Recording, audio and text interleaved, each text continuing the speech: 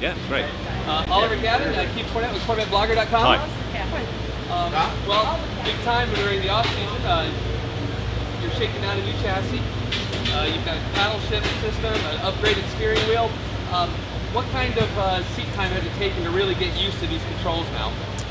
Well, it's taken a little time. I mean, really, the very first day that we ran the paddle shift system, you would find yourself driving around Sebring here and taking your hand off the wheel at all the places you'd usually do that and going for the gear stick, and then you go, where's it gone? And then you'd be remembering, okay, we're still with the paddles, and you'd have to just keep telling yourself all the time, it's on the wheel, it's on the wheel. Like I say, it took about a day. It's just one of those things to get used to, and it now works brilliantly. And you almost think, well, what was it like with the normal stick shift? So compared to the old stick shift, yeah, I mean it's just a far easier system. Hands on the wheel the whole time. It's actually a performance gain. The shifting's quicker and better. You can go down the gears quicker in all the brake zones. And so, we're comfortable and happy with it. And how about the steering wheel controls? That's all been updated? Yeah, that side of things, again, it's taken us a little time to get used to. A lot more buttons on the wheel. Virtually everything has now gone from the center console. So you've got, every sort of controllable function on the car, on the wheel, whether that's traction control, whether that is talking to the team on the radio, turning the wipers on and off, flashing the lights. There's a whole array of things. And so you just got to locate where they are, get in your mind what you need to press when, and how it all functions and works. We've got a new dash as well, and again, that's a little bit different for us. A little bit smaller, more control, more being displayed on that. So again, we've got to just locate stuff, make it our minds. Okay, that's there, and just get it refined a little. It's just a work in progress, but it's pretty good. Right. Now you got a little bit different aerodynamics on the car. How is it handling versus last year's car? Well, I'd say that with the rear body work that we've changed, it's given us maybe just a little bit more rear downforce, more rear aero, and it's given us a little bit more confidence into some of the corners. We're trying a slightly different brake package as well, and that seems to be working pretty good. There's lots of developments, and lots of bits and pieces that come on just to keep us moving forward and picking up lap time, because we know that everybody else is doing the same. Still working with great partners like Mobil 1, Michelin, and it's all of those little pieces that add up to those chunks of lap time. So yeah, we're pretty confident with what we've got, but we haven't really seen what everybody else has got. So it's really a tentative moment now, seeing exactly where we stack up. We'll only really know Friday afternoon and then sort of Saturday when the race begins. Well, speaking of Saturday's race, nearly 60 cars on the grid. There's going to be a lot of traffic. How does that affect you as a driver? What are you going to be looking for? Where are your real passing points you feel are going to be at? Well, the big problem, I think, for everybody in the series is that the P cars have been castrated, really. They've really been restricted right down. So nearly every car is the same speed on the straight. So what that does is it makes this big race in all the brake zones.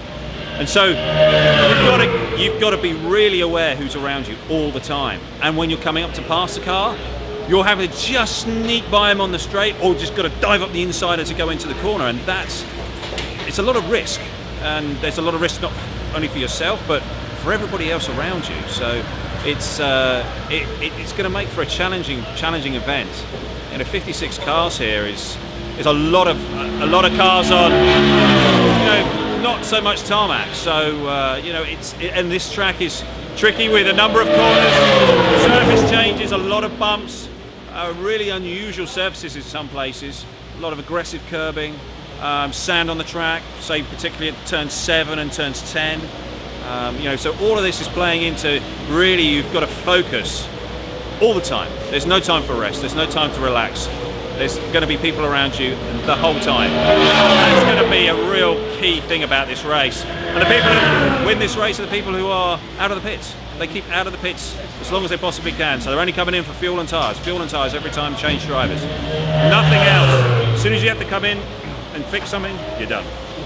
Excuse me. No, I'm good.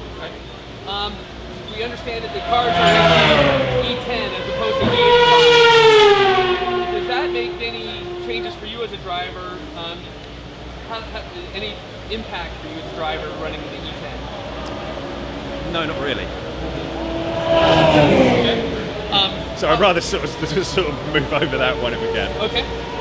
You have a new teammate this year, Richard Westbrook, who is also a fellow Englishman. And then Tommy Milner comes over from BMW. How are these two drivers fitting in with the established drivers? Well, first of all, when Tommy came over and tested for us, immediately he looked like the guy that fitted in here. You know, he drove quickly in the testing. He seemed confident and relaxed around everybody here. Seemed to be comfortable and happy and quite, you know, at ease in the car. So I think he was a very obvious choice. And then when Richard came and tested for us, it was much the same. And so, you know, for Jan and I, you know, getting somebody that fitted in straight away was very, very important. And Richard's got a great track record with many wins in Europe, and he's raced over here quite a bit. He had a good result at Le Mans last year, finishing on the podium. And so he was, again, a pretty obvious choice. And he's a great guy, he's fitted right in, and we're happy to have him. What are your favorite tracks here in the States with the American Le Mans Series? I would say that Sebring is one of my favourite tracks. You know, just to the challenge. You know, it's different surfaces, quick in some places, but also some tight corners, heavy braking. You've really got to. It's quite a unique style to be good around here. And Road America is always a favourite with a lot of drivers because again, it's fast, it's flowing. You know, it's quite sort of unique in the way that there's a lot of elevation change. It's quite a sort of traditional circuit, fast, quite ballsy. You know, you've got to be really on your game there and have a good car through the fast stuff.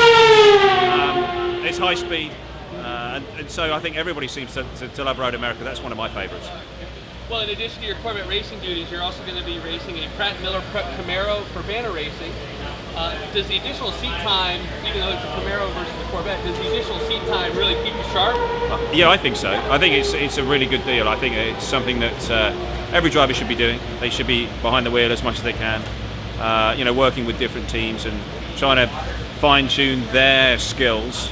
And then, you know, I'm in that seat to help GM Racing and to help Chevy, and to bring along their vehicles in whatever series that is. You know, being the 100-year anniversary of Chevrolet, you know, it's great that I can be out there not only racing a Corvette but also racing a Camaro and bringing success to the brand.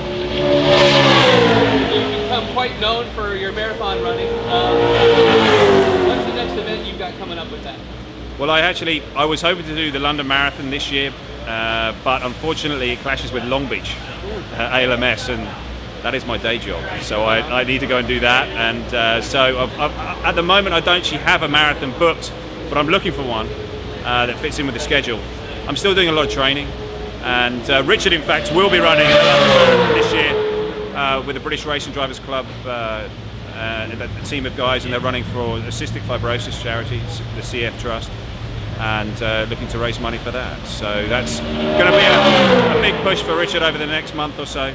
And so, you know, I'm doing all I can to assist him in that with a bit of training, with any fundraising I can help him do. And you know, so it's maybe this year I won't do a marathon, but 2012 I hope to. Oliver, we're rooting for you. Thank you very much. And we'll be sure to watch. Thank you. All right, thanks.